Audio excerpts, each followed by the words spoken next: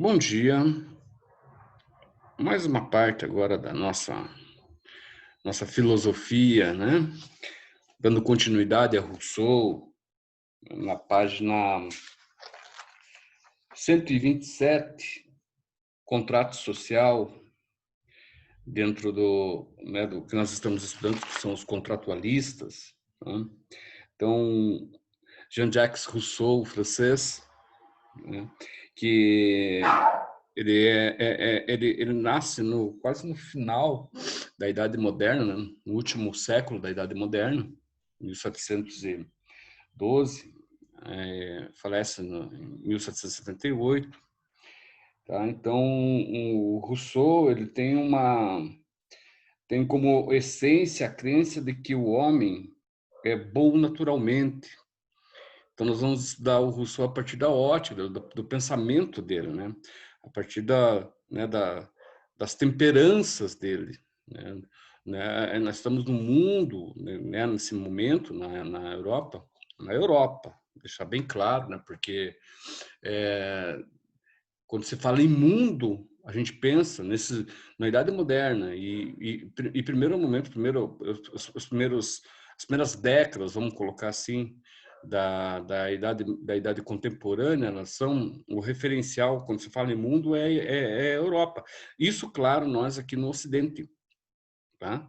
Porque nós aqui, as Américas, tirando a América do Norte, a América Central e Sul é submundo, né? Ainda nós somos colônia. Quando Rousseau morre em 1778, ainda o Brasil é colônia de Portugal, né? Nós vamos nos tornar independentes só em 1822, tá? Com a proclamação da independência lá e tal, que é diga-se de passagem, é uma falácia, né?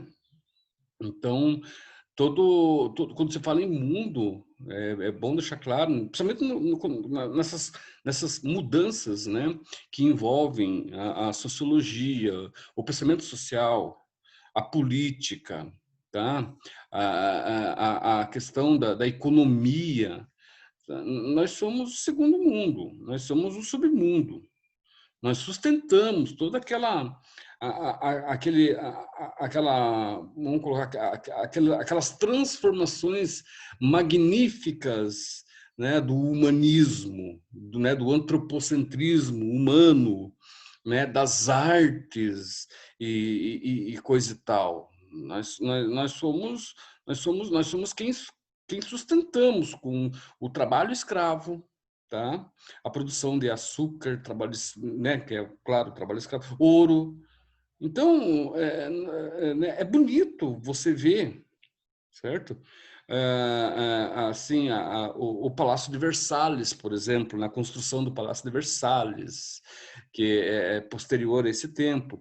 É bonito você ver, né, vamos colocar nesse tempo mais específico, você vê uma monarquia, né, toda pomposa, né, com a figura do rei, da rainha, né, dos súditos, né, da relação, né, entre ambos ali, né, aquela generosidade, aquela coisa de se beijar a mão.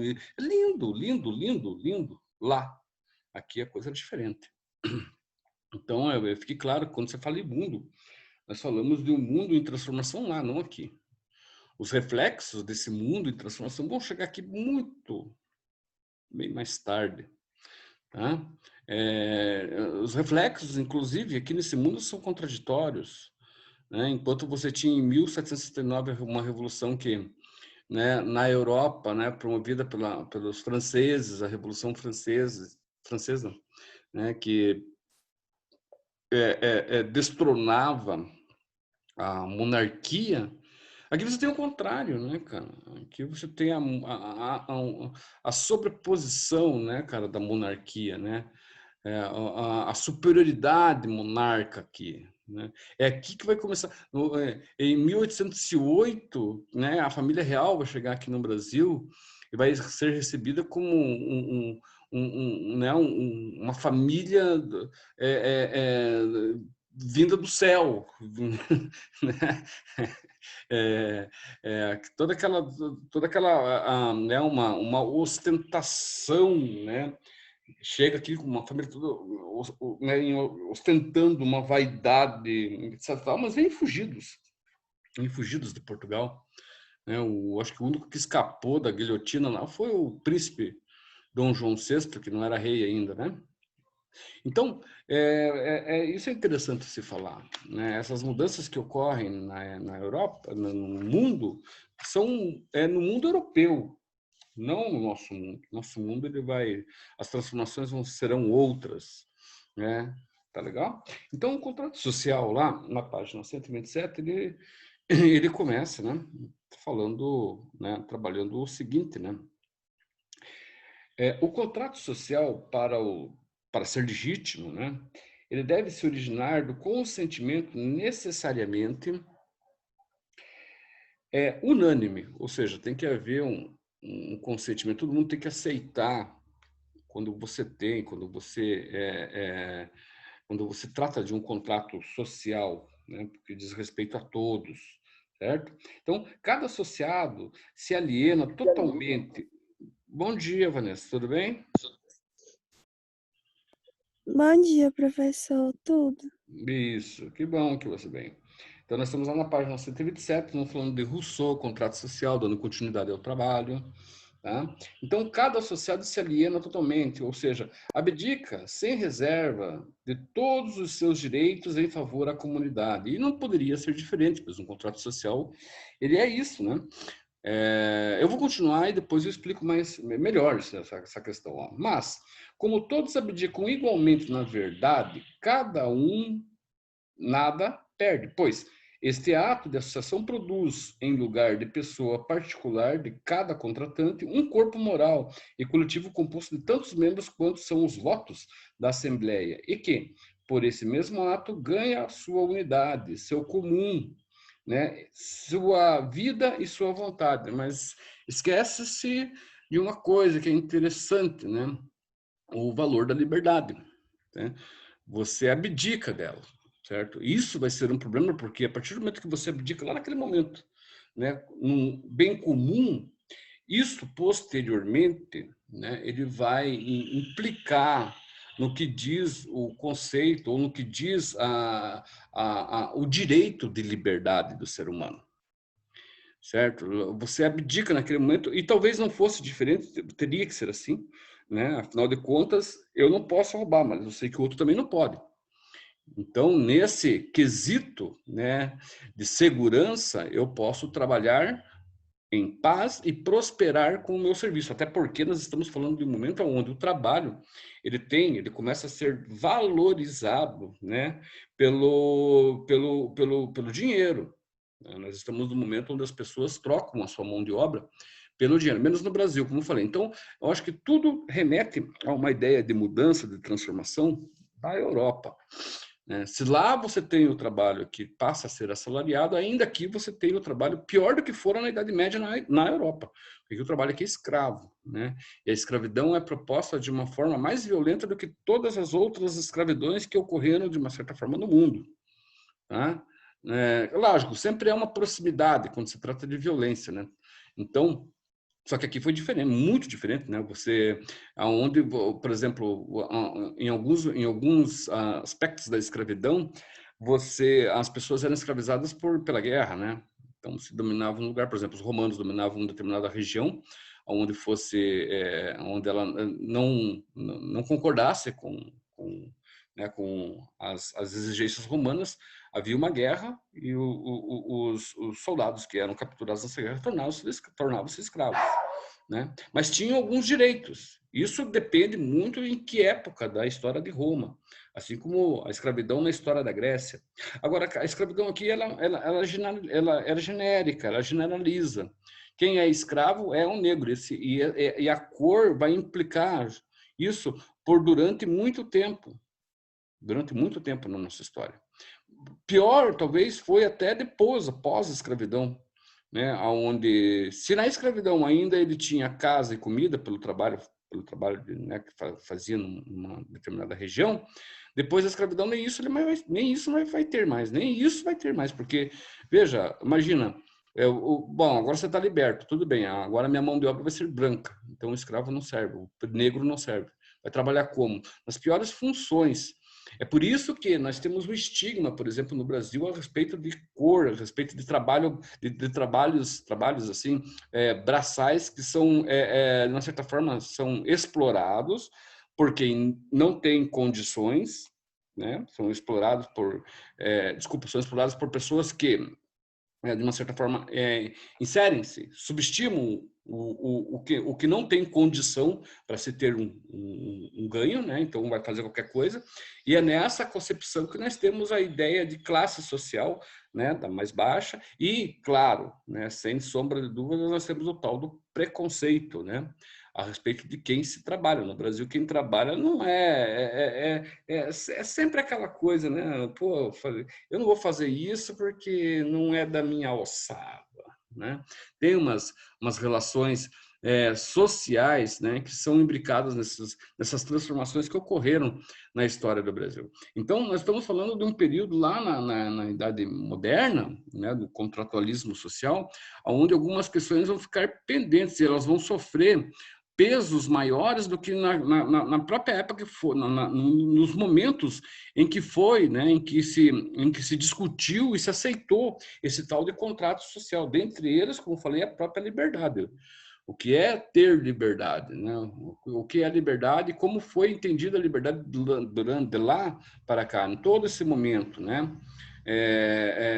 Houve uma ausência, né, do ser humano com relação a algumas liberdades dele, né? Que isso posteriormente, né, vai eclodir, vai fazer-se presente na sociedade atual, né? Quando você, né, há uma grande confusão, tá?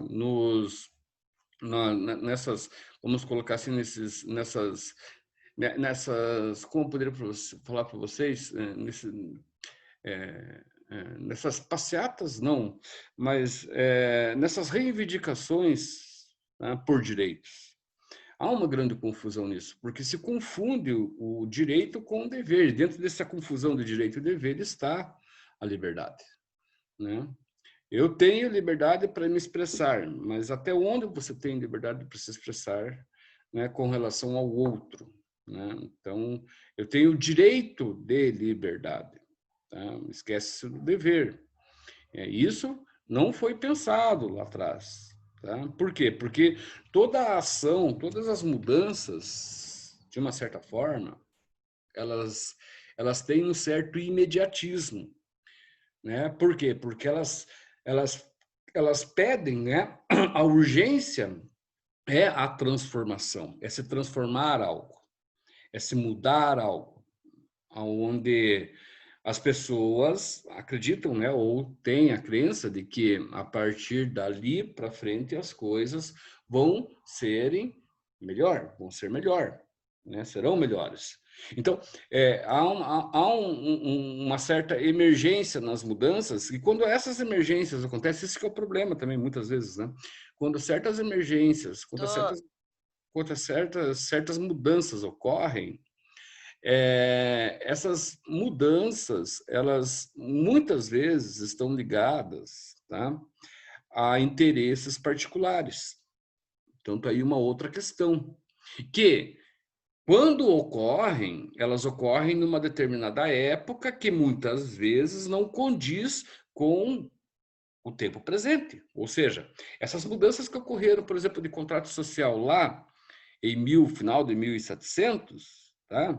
Não condiz com muitas mudanças que ocorreram durante esses 200 anos, 700, vamos colocar no final dos 700, 800, 900, quase 300 anos.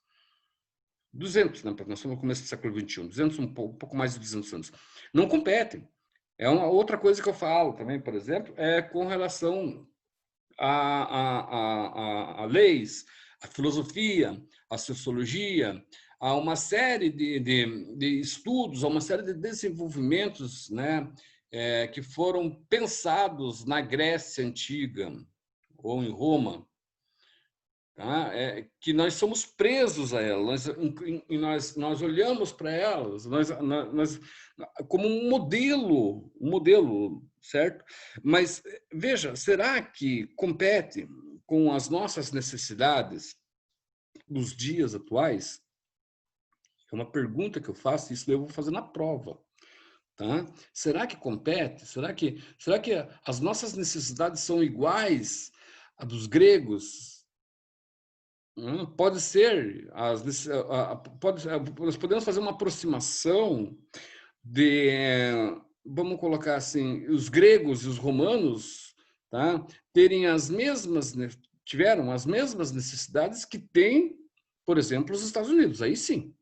Ou países emergentes, daí talvez. Porque são países que o quê? Né? Que dominam. São países de primeiro mundo, assim como eram nos tempos passados gregos e romanos. Daí sim, pode ser. E agora? Mas e a questão da mudança no mundo? Será que compete para nós, um povo aqui um país subdesenvolvido, né, na tentativa de chegar lá e não vai conseguir tão cedo? Né? Será que os valores são os mesmos lá há 2.000, 4.000 anos atrás? São os mesmos que os nossos? Nós vivemos igual a eles? É isso que nós temos que se perguntar. Né? As nossas necessidades, o nosso modo de viver, a nossa sobrevivência é totalmente diferente daquele passado. Tá? Isso é um grande problema quando você fala sobre sociologia, sobre filosofia, e quando nós trazemos esses pensadores, né, dessas épocas clássicas, como os gregos, para os dias atuais. Né? Poderíamos, né, é uma coisa que eu vejo que muitas vezes não acontece, é uma readaptação, né, do pensamento, tá, para a atualidade. Certo? Não colocar valores do passado para os dias atuais, pensar que é a mesma coisa. Não. Nós tínhamos que pensar isso de uma outra forma. Só um pouquinho. Tudo bem aí com vocês? Ou estão dormindo?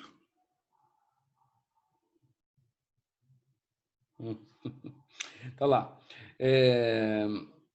Soberano e governo. Vamos ver como é que se entende isso. Como é que Rousseau, Jean-Jacques Rousseau, entende soberano e governo. Mesmo quando cada associado se aliena, o que é alienar, né? Então, alienação não significa um estado de ignorância, certo?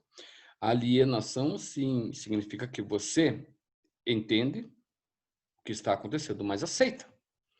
Você abre mão de algumas coisas e aceita aquilo lá.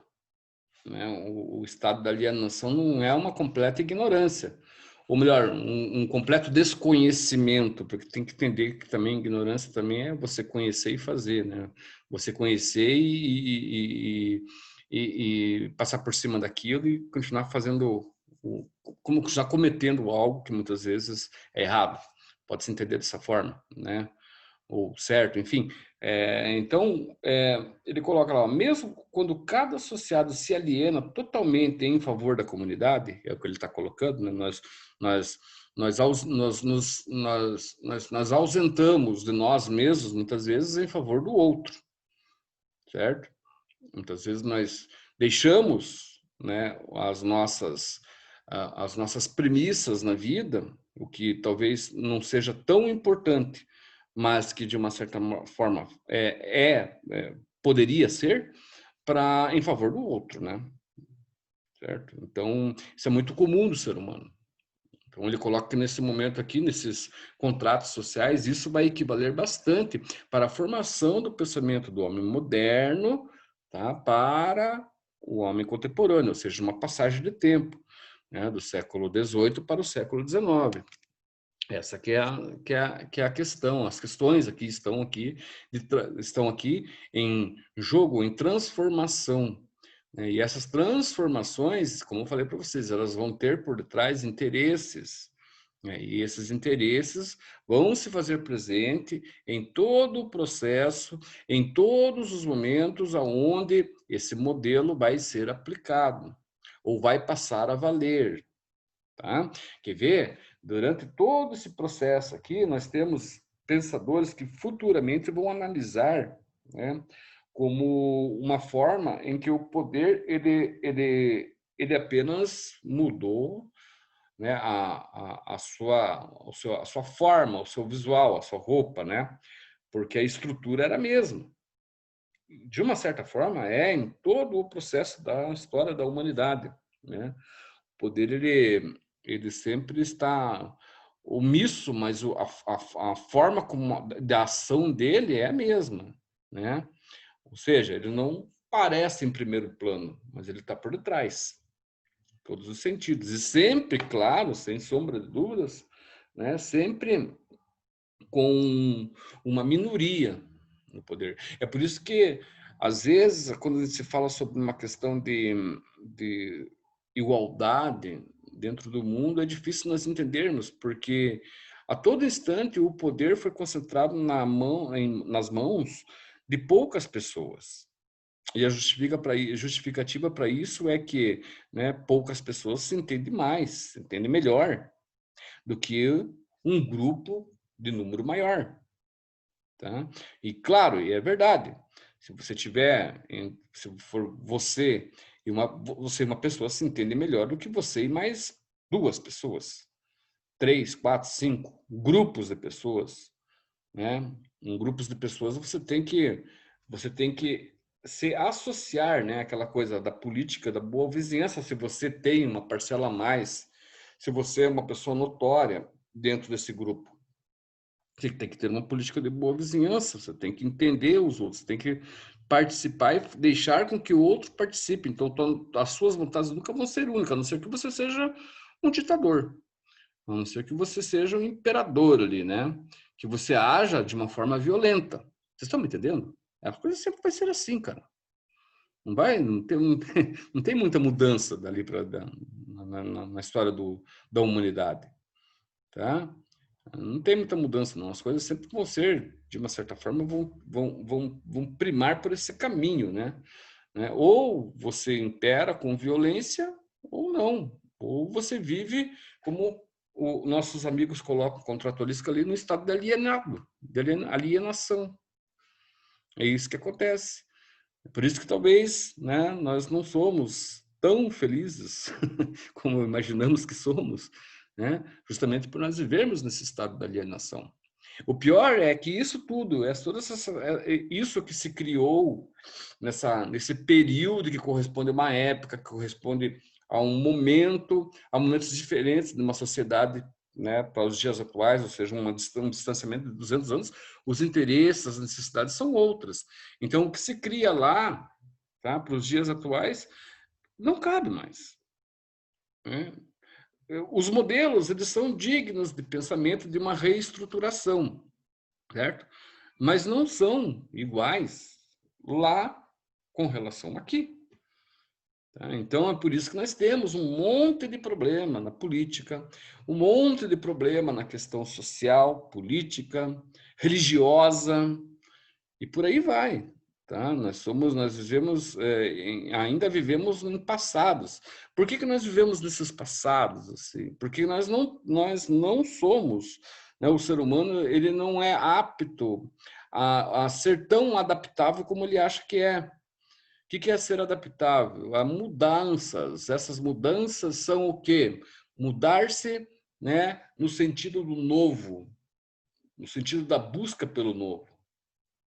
Né? Nós parece que vivemos num ciclo repetitivo, onde sempre buscamos um momento retroativo que nos caiba, né, para o presente. É muito difícil nós darmos um passo à frente, é muito difícil darmos um passo à frente. Né? E quando isso, de repente, vamos colocar assim, nos surja, né? Nós temos um certo receio, nós temos um certo medo. Quer ver? Vou falar para vocês. Quando se fala, por exemplo, sobre vida além do mundo, vida extraterrestre, o que se pensa? Ah, o professor fumou um. né? Ah, o professor está bêbado. Ou, o professor é louco. Ou qualquer um que fala, ah, não, esse cara vê coisa demais. Esse cara acredita no, sei lá, em Papai Noel também. Né? Cara, as pessoas não concebem, não conseguem entender, as pessoas não acreditam muitas vezes que existe, né, vida além daqui. Né? É sobrenatural para as pessoas.